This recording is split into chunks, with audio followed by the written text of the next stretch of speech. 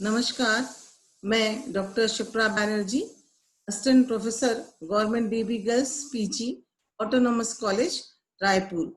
आज के मेरे इस वीडियो लेक्चर का विषय है स्टडी ऑफ डाइज, रंगों का अध्ययन। और ये विषय जो है BSc part 1, part 2 home science की छात्राओं के साथ साथ बीए पार्ट 2 होम साइंस की छात्राओं के लिए उपयोगी है।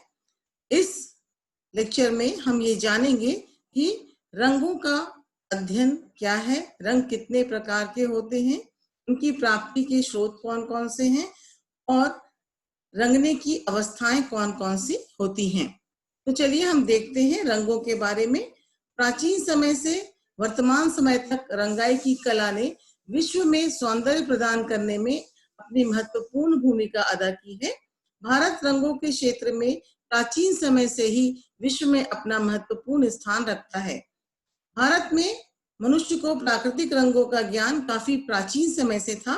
इंडिगो, मदार, सैंडलवुड, टर्मरिक, सैफ्रॉन आदि ऐसे नेचुरल रंग्स हैं, कलर्स हैं जो इनका परिचय जो है भारत में काफी समय पहले से ही रहा है।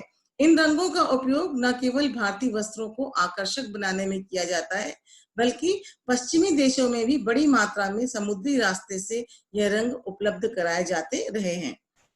वस्त्र उद्योग के क्षेत्र में रंगों का महत्वपूर्ण स्थान है और रंग जो है वो मानव जीवन और उनके मनोभावों को कई प्रकार से प्रभावित करते हैं। प्राचीन समय से ही रंग वस्त्रों के उत्पादन में महत्वपूर्ण स्थान रखते हैं और रंगाई की कला भी भारत में पैतृक रूप में ही की जाती है। प्रारंभिक समय में वस्त्र रंगने के लिए केवल प्राकृतिक स्रोतों से प्राप्त रंगों का प्रयोग किया जाता रहा है, परंतु वर्तमान समय में कृत्रिम रंगों का भी प्रयोग किया जाता है। रंग के प्रकार यदि हम देखें तो रंग दो प्रकार के होते हैं, रंजक डाइज और दूसरे हैं वर्णक या पिगमेंट्स। रंजक क्या होते हैं? रंजक घुलनशील प्रकृति के होते हैं। वस्त्रों पर यह रासायनिक प्रक्रिया और ताप की सहायता से चढ़ाए जाते हैं। जिन वस्त्रों पर इन्हें चढ़ाना है उन वस्त्रों के तंतुओं में रंगों के प्रति सादृश्यता या एफिनिटी होनी चाहिए। विशेष वर्ग के रेशे विशेष प्रकार के रंगों के प्रति सादृश्यता रखते हैं। वर्णक या पिगमेंट ये अघुलनशील होते हैं और प्रायः इनके कण अपारदर्शी प्रकृति के होते हैं। यह रासायनिक प्रक्रिया द्वारा वस्त्र के द्वारा आत्मसात नहीं किए जा सकते।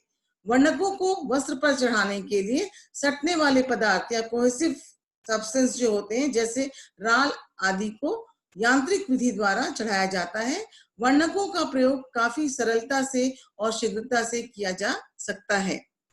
रंगों की प्राप्ति के स्रोत यदि हम देखें तो वस्त्रों को आकर्षक बनाने की परिसज्जा हेतु स्थायी या अस्थायी रूप से वस्त्रों को रंगा जाता है। किसी भी तंतु या वस्त्र को रंगने के लिए मूल रूप से जिस पदार्थ की आवश्यकता होती है उसे रंग कहते हैं और जिस प्रक्रिया द्वारा तंतु या वस्त्रों को रंगा जाता है वह क्रिया रंगाई या डाइंग कहलाती है। प्राप्ति के आधार पर रंगों को दो भागों में वर्गीकृत किया जा सकता है, प्राकृतिक रंग नेचुरल डाइज और दूसरे होते हैं संश्लेषित या कृत्रिम रंग आर्टिफिशियल या फिर सिंथेटिक डाइज। प्राकृतिक रंग यदि हम देखें तो जो रंग हमें प्राकृतिक स्रोतों से प्राप्त होते हैं इन्हें हम प्राकृतिक रंग कहते हैं और इनको भी तीन भागों में बांटा जाता है, वनस्पतिक रंग, प्राणिज रंग और खनिज रंग। वनस्पतिक रंग या वेजिटेटिव डाइज जो होते हैं प्राचीन युग में भी मनुष्य वृक्षों की छाल, जड़, पत्ती, फल, फूल आदि को रंगाई के लिए प्रयोग में लाता था और वृक्ष की लकड़ी के छोटे छोटे टुकड़े को पानी में भिगो दिया जाता था जिससे खमीरीकरण की या फर्मेंटेशन की क्रिया होती थी और इससे काला रंग तैयार होता था। भारत और विश्व में नील के पौधे का प्रयोग रंगाई के लिए प्राचीन समय से किया जाता रहा है और आधुनिक समय में भी इसका उपयोग किया जाता है। टर्की में पाए जाने वाले वनस्पतिक रंग एलिजरीन पेड़ की जड़ों को सुखाकर और पीसकर बनाया जाता था। इसी प्रकार बेल्जियम और फ्रांस आदि देशों में मदार नामक घास का उपयोग रंग प्राप्त करने के लिए किया जाता है। वनस्पतिक रंगों में मुख्य रूप से यदि हम देखें तो हिना या मेहंदी, कत्था, नील, टेसू, हल्दी, अखरोट या वॉलनट, हरसिंगार, हर्रा, बहेरा, कीकर, जामुन, केसर, आंवला, ये सारी चीजें जो होती हैं ये वनस्पतिक होती है, वनस्पति जगत से हमें मिलती है और इनसे जो रंग प्राप्त होता है वो वनस्पतिक रंग कहलाते हैं। फिर है प्राणिज रंग या एनिमल डाई। जिन रंगों को पशु जगत से प्राप्त किया जाता है ये वे प्राणिज रंग कहलाते हैं और ये रंजक जो होते हैं कोकिनियल व टैरियल पर्पल होते हैं। प्राचीन समय से ही कई कीट पतंगों व मछलियों को मारकर विभिन्न प्रकार के रंग जो है वो प्राप्त किए जाते रहे हैं। ये रंग बहुत महंगे होते हैं। क्यों? क्योंकि यह कई हजारों की संख्या में कीट पतंगों को और मछलियों को मारने से बहुत थोड़ा सा रंग जो है वो प्राप्त होता है। मेक्सिको में घोंघा या कैक्टस जाति के एक मादा कीड़े जिसका नाम कोकस कैक्टी है से कोकिनियल रंग जो है वो प्राप्त किया जाता था और भूमध्य सागर में पाई जाने वाली एक विशेष प्रकार की मछली से टायरियल पर्पल रंग जो है वो प्राप्त होता था। कीड़ों से प्राप्त रंगों कीड़ों से रंग प्राप्त करने के लिए इन कीड़ों को एकत्रित करके उन पर भाप प्रवाहित की जाती है जिससे एक प्रकार का रस जो है वो प्राप्त होता है और इसी से फिर अनेक प्रकार के रंग प्राप्त किए जाते हैं। ऊनी तथा रेशमी वस्त्रों को रंगने के लिए ये उपयोग में लाए जाते हैं। कुछ प्राणिज रंग जो होते हैं क्रिम्सन, स्कारलेट और नारंगी इनका मुख्य उदाहरण है। खनिज रंग या मिनरल डाइज जो है ये प्रकृति में पाए जाने वाले खनिज पदार्थों से प्राप्त होते हैं। लोहे की धातु पर आर्द्र या गीली अवस्था में जंग लग जाती है और इसी सिद्धांत पर हम खनिज रंगों की प्राप्ति करते हैं। लोहे की छीलन या टुकड़ों को पानी और सिरके में भिगो कर रखा जाता है और कुछ समय के बाद इसमें लकड़ी की राख मिला दी जाती है और इस क्रिया से भूरे रंग की प्राप्ति होती है। कुछ मुख्य खनिज रंग होते हैं जिन्हें हम क्रोम से संबंधित करते हैं, क्रोम नाम से संबंधित करते हैं, जैसे क्रोम पीला, क्रोम नारंगी, क्रोम हरा, क्रोम भूरा। ये सारे जो होते हैं खनिज रंग होते हैं और खनिज रंगों के प्रयोग से वस्त्र जो है वो कमजोर हो जाते हैं। कुछ मुख्य प्राकृतिक रंग हिना या मेहंदी, इनका प्रयोग प्राचीन काल से वस्त्र को रंगने के लिए किया जाता रहा है। मेहंदी की पत्तियों को पीसकर पानी में भिगा दिया जाता है और फिर इसे छानकर इसमें तनु एसिटिक एसिड मिलाकर इसे गर्म करते हैं और इससे लाल भूरा या भूरा पीला रंग जो है वो प्राप्त होता है। इसी तरीके से कत्थे के द्वारा भी हम रंग प्राप्त करते हैं। नील के पौधे से नीला रंग प्राप्त होता है। टेसू के पौधे से रंग प्राप्त होते हैं। हल्दी, टर्मेरिक जो है प्लांट, उससे हल्दी से हमें पीला रंग प्राप्त होता है। अखरोट से हमें रंग प्राप्त होता है। तो इस तरह से ये सारे जो है वो नेचुरल रंग्स होते हैं, नेचुरल प्राकृतिक रंग होते हैं जो कि हमें प्राकृतिक स्रोतों से मिलते हैं। इसके बाद हम देखते हैं सिंथेटिक या फिर आर्टिफिशियल डाइज क्या होते हैं। तो the discovery of synthetic dyes from cheap petroleum sources in 1856 reduce the use of natural dyes। 1856 में जो है वो सिंथेटिक डाइज जो है वो पेट्रोलियम के सोर्सेज से बनाए गए और इसके बनने के बाद जो प्राकृतिक रंग थे उनके उपयोग में काफी कमी देखी गई। अब हम देखते हैं कि कृत्रिम या संश्लेषित जो रंग होते हैं, आर्टिफिशियल या सिंथेटिक डाइज होते हैं, उनके बारे में सन 1856 में इन कृत्रिम रंगों की खोज हुई और इसकी खोज की हेनरी विलियम पार्किन नामक एक अंग्रेज वैज्ञानिक थे। इन्होंने इसकी खोज की।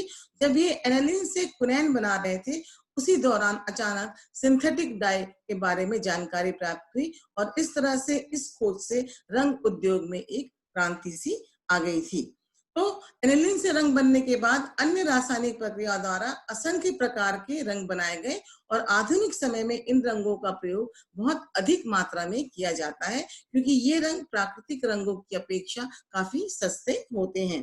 तो हम देखते हैं कि सिंथेटिक डाइज और जो आर्टिफिशियल जो डाइज होते हैं उनको मुख्य रूप से 3 भागों में बांटा जाता है: अम्लीय रंग, क्षारीय रंग और उदासीन रंग। अम्लीय रंग या एसिड डाई क्या होते हैं? इन रंगों की प्रकृति जो है अम्लीय होती है और इसलिए इनका प्रयोग ऊनी और रेशमी वस्त्रों को रंगने के लिए किया जाता है।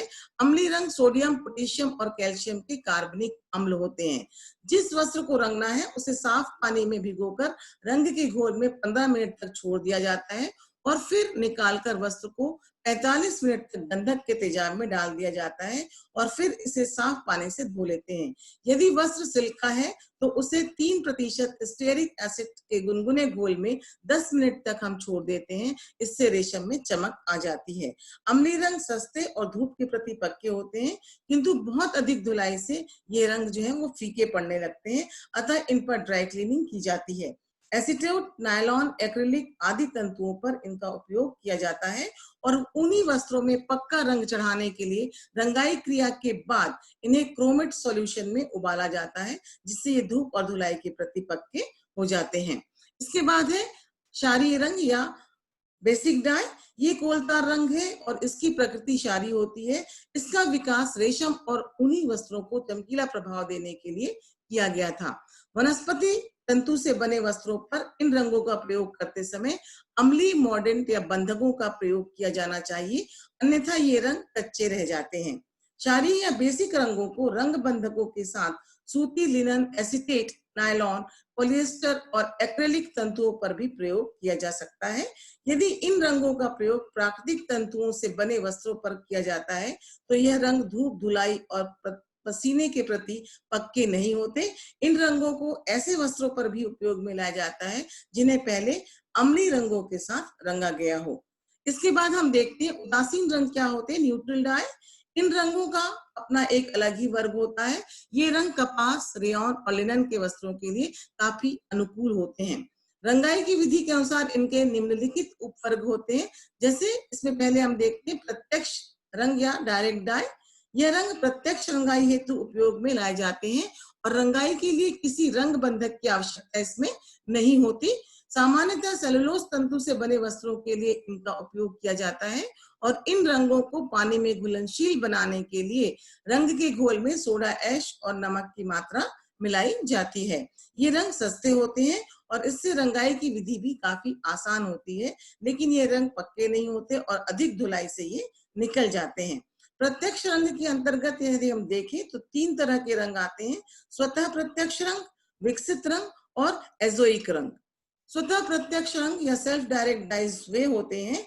इस वर्ग में सभी सेलुलोज तंतुओं को बिना रंग बंधकों की सहायता से प्रत्यक्ष रूप से रंगा जाता है। ये रंग चमकीले होते हैं। कुछ प्रत्यक्ष रंगों का उपयोग हम रेशम और नायलॉन के वस्त्रों पर भी कर सकते हैं। इसमें नमक मिलाने से ये सूती और रेयॉन तंतुओं पर बहुत अच्छे तरीके से चढ़ते हैं और यह रंग प्रकाश और धुलाई के प्रति पक्के होते हैं। विकसित रंग या डेवलप्ड डाइज क्या होते हैं? सेलुलोज तंतुओं के साथ ही इनका प्रयोग रेशम और नायलॉन के वस्त्रों हेतु भी किया जाता है। इस प्रक्रिया के लिए यह आवश्यक होता है कि वस्त्र को पहले क्षारीय रंगों में रंगा जाए और इसके पश्चात रंगों को रासायनिक रूप से परिवर्तित किया जाता है, जिससे ये विकसित रंग कहलाते हैं। विकसित रंग जो है वो धुलाई के प्रति पक्के होते हैं। फिर तीसरा होता है इसमें एजोइक डाई। एजोइक डाई जो है ये रंग नेपथॉल के नाम से भी जाने जाते हैं।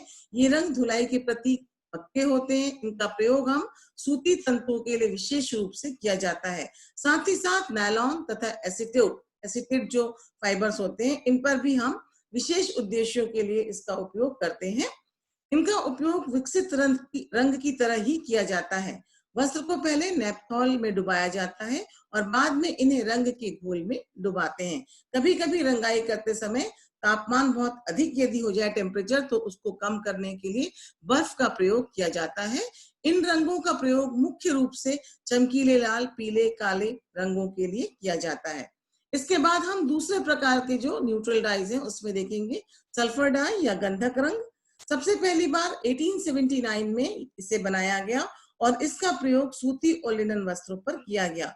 इन रंगों में गंधक की मात्रा होती है और यह रंग पानी में अघुलनशील होते हैं, इसलिए इसे कॉस्टिक सोडा और सोडियम सल्फाइड की सहायता से घुलनशील बनाया जाता है। इन रंगों से वस्त्र रंगते समय बहुत अधिक क्षार का प्रयोग किया जाता है, इसलिए इनसे केवल हम वनस्पतिक तंतु ही रंग सकते हैं। इसके बाद है वेट डाई। संश्लेषित रंगों में वेट रंगों का महत्वपूर्ण स्थान होता है। ये रंग पक्के और टिकाऊ होते हैं। धूप और ब्लीचिंग आदि का इन पर कोई हानिकारक प्रभाव नहीं पड़ता। यह पानी में अघुलनशील होते हैं। इन्हें सोडियम हाइड्रोक्साइड और कॉस्टिक सोडिक के द्वारा पानी में घुलनशील बनाया जाता है और इस दृष्टि से वेट रंग गंधक रंगों से भी अच्छे होते हैं और ये थोड़े से उनसे महंगे भी होते हैं।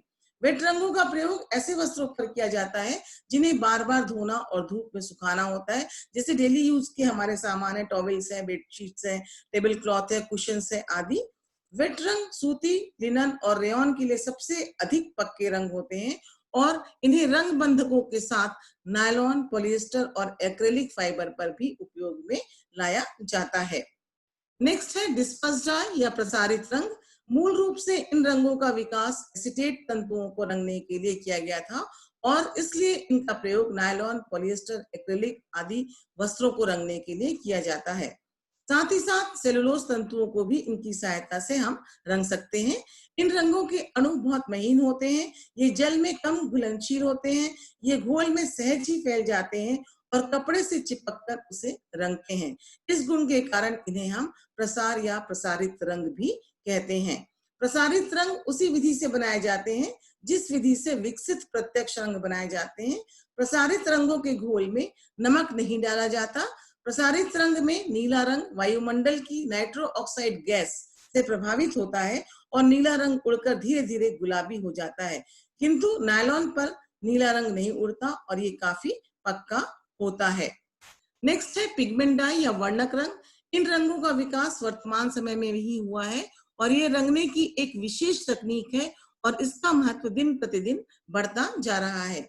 इनका प्रयोग प्रायः सूती वस्त्रों के लिए किया जाता है, किंतु मानवकृत तंतुओं में भी इसका प्रयोग किया जाता है। वास्तव में ये असली रंग नहीं होते क्योंकि इनमें तंतु के लिए कोई बंधुता या कोई एफिनिटी नहीं होती। इन्हें हम उच्च तापमान पर वस्त्रों में स्थापित करते हैं। यह रंग धूप के प्रति पक्के होते हैं और बहुत अधिक गहरा रंग मंद पड़ जाता है। नेक्स्ट है रंगहीन रंग या कलरलेस डाई। यह चमकदार या प्रकाशित रंग होते हैं। यह श्वेत रंग पराबैंगनी प्रकाश के अभिशोषण और परावर्तन के कारण उत्पन्न होते हैं। चमकदार रंगों का प्रयोग सूती, ऊनी, एसीटेट, नायलॉन और एक्रेलिक फाइबर पर उपयोग में लाया जाता है और इन रंगों का प्रयोग ब्लीचिंग के समय किया जाता है। इसके बाद हम देखते हैं पिगमेंट और रंजक में अंतर, difference between pigment and dye. इनके अणुओं के आकार में अंतर होने के कारण दोनों में भिन्नता देखी जाती है। रंजक जो होते हैं वो घुलनशील होते हैं और इनके घोल से कपड़ा, धागा और तंतु रंगे जाते हैं और यह रंगों को आत्मसात कर लेते हैं। पिगमेंट जो है वो अघुलनशील होते हैं, इसलिए यह पानी में तैरते हुए रूप में कपड़े पर रोलर की सहायता से लगाए जाते हैं।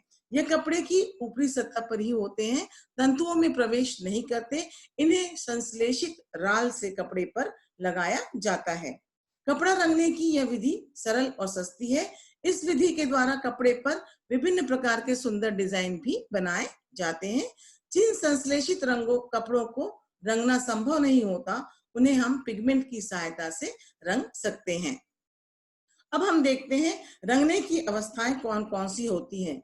रंग का प्रयोग वस्त्र उत्पादन की विभिन्न अवस्थाओं में किया जा सकता है और रंगने का जो कार्य होता है वो कई तरह से हम कर सकते हैं। जैसे कताई से पूर्व रंगना, इसे हम कहते हैं स्टॉक रंगाई, मतलब ये तंतु की अवस्था में रंगा जाता है। टॉप रंगाई, बटे हुए ऊनी वस्त्रों को कंघी करने के पश्चात रंगना। फिर बुनाई से पूर्व रंगना, मतलब सूत्र या लच्छियों को हम रंगते हैं इस समय। बुनाई के पश्चात रंगना, बुनाई के पश्चात मतलब जब वस्त्र बनकर तैयार हो जाता है तब हम रंगाई की क्रिया करते हैं। साधारण रंगाई, क्रॉस रंगाई, डोप रंगाई, बांधकर रंगाई और बाटिक रंगाई। तो ये सारी रंगने की अवस्थाएं होती हैं जिसमें हम फाइबर को भी रंगते हैं, यान को भी रंगते हैं और फैब्रिक को भी रंग सकते हैं। स्टॉक रंगाई क्या होती है? जब वस्त्र तंतुओं को कताई से पूर्व तंतु की अवस्था में, फाइबर के स्टेज में जब हम रंगते हैं तब उसे हम स्टॉक डाइंग कहते हैं। कपास, ऊन, लिनन व सिल्क आदि के तंतुओं को रंग के घोल में डाल दिया जाता है। तंतु अवस्था में इनमें आसानी से रंग प्रवेश कर जाता है। कुछ देर रंग के घोल में तंतुओं को डुबाकर रखा जाता है और फिर निकालकर सुखा दिया जाता है। यह रंगाई की सस्ती विधि है और इसमें पूरे तंतु पर रंग एक समान चढ़ जाता है। स्टॉक रंगाई से रंगे हुए तंतु की कताई में कठिनाई होती है क्योंकि इससे इनकी प्रतिस्पंदता या रेजिलेंसी जो है वो कम हो जाती है। अधिकांशतः ऊनी वस्त्रों पर हम स्टॉक रंगाई की क्रिया करते हैं। फिर हम देखते हैं टॉप रंगाई क्या है। सामान्यतः इस प्रकार की रंगाई बटे हुए वस्टेड ऊन में की जाती है। टॉप ऐसी ऊन को कहते हैं जिसमें से छोटे तंतु अलग करने के लिए कंघी करने की प्रक्रिया की गई हो। सुलझाने के बाद इन्हें रस्सी के समान बनाया जाता है और इन टॉप को छिद्र में चरखी पर लपेटा जाता है और रंगाई के घोल में डुबाया जाता है। इस विधि से एक समान रंगाई होती है। रंग के घोल से निकलने के बाद इन्हें अच्छी तरह से खंगाल कर सुखा दिया जाता है। नेक्स्ट है सूत्र या लच्छियों की रंगाई या स्कीन डाइंग। इस विधि में तंतु से कताई कर बने धागों की लच्छियां बना ली जाती है और इन लच्छियों को रंगने के लिए इन्हें एक डंडे पर लटका दिया जाता है और अब डंडे पर लटके इन लच्छियों को बर्तन में इस प्रकार रखा जाता है कि लच्छियां रंग के घोल में डूब जाएं। फिर इस डंडे से लच्छियों को लगातार घुमाया जाता है ताकि लच्छियां पूरी तरह से रंग सोख ले। रंगाई हो जाने के बाद लच्छियों को सुखा दिया जाता है। तो इस तरह से हम स्किन डाइंग की प्रक्रिया पूरी करते हैं।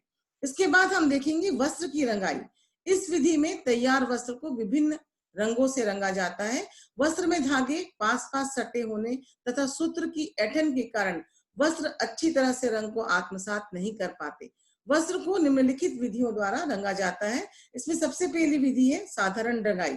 इस विधि में जिस कपड़े को रंगना है उसे साफ पानी में भिगोकर निचोड़कर तैयार रंग के घोल में डुबा दिया जाता है और इस विधि से पूरे वस्त्र पर एक समान रंग चढ़ता है।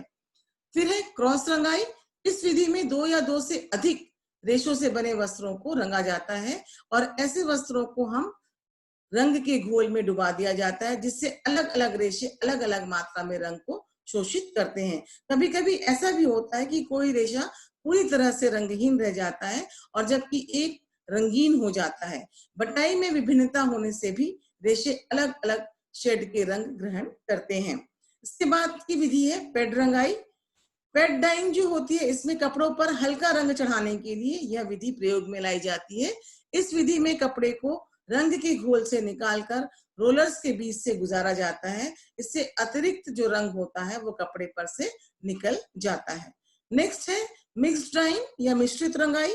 यदि कपड़े में भिन्न भिन्न तंतु प्रयोग में लाए गए हों तो संपूर्ण कपड़े पर एक सा रंग चढ़ाने के लिए रंगों का ऐसा मिश्रित घोल बनाया जाता है जिससे विभिन्न तंतु पर घोल का प्रभाव एक समान हो। इस रंगाई में कपड़े पर एक सा रंग चढ़ता है और यह कार्य जो होता है बहुत ही जो एक्सपर्ट्स होते हैं इस कार्य में उनके द्वारा संपन्न कराया जाता है। नेक्स्ट है बांधकर रंगना। इस विधि में कपड़े को धागे की सहायता से डिजाइन के अनुसार बांध दिया जाता है और फिर रंग के घोल में डालते हैं। कुछ समय बाद रंग के घोल से निकालकर वस्त्र को सुखा दिया जाता है। कपड़ा सूख जाने पर इनकी गठानें खोल दी जाती हैं और बंधे स्थान पर रंग नहीं चढ़ता। इस विधि से रंगने में 2 या 2 से अधिक रंगों का प्रयोग किया जा सकता है और इस विधि का प्रयोग हम बांधनी या टाई एंड डाई के फैब्रिक्स पर करते हैं। फिर है बाटिक रंगाई। इस विधि से वस्त्र रंगने के लिए पहले वस्त्र पर आवश्यकता अनुसार डिजाइन बना लिया जाता है और फिर जिस स्थान पर रंग नहीं चाहिए वहां ब्रश की सहायता से पिघला हुआ मोम या वैक्स जो है वो लगा दिया जाता है और इसके बाद वस्त्र को रंग के घोल में डाला जाता है। रंगने के बाद वस्त्र को हम अच्छी तरह से खंगाल कर उसको सुखा देते हैं और फिर इसे या तो फिर खौलते पानी में गर्म कर डालते हैं जिससे कि वैक्स जो होता है वो निकल जाता है, या तो फिर हम गर्म आयरन की सहायता से वैक्स को या गोंद को हटा देते हैं। तो इस प्रकार से सुंदर और आकर्षक वस्त्र जो है वो तैयार हो जाते हैं। तो इस तरह से हमने देखा कि रंग जो है वो कितने प्रकार के होते हैं, कौन कौन से स्रोतों से मिलते हैं और प्राकृतिक और सिंथेटिक डाइस क्या होते हैं और इनकी सहायता से हम इस प्रकार से वस्त्र को किन किन अवस्थाओं में रंग सकते हैं। थैंक यू, धन्यवाद। मैं शिप्रा बैनर्जी।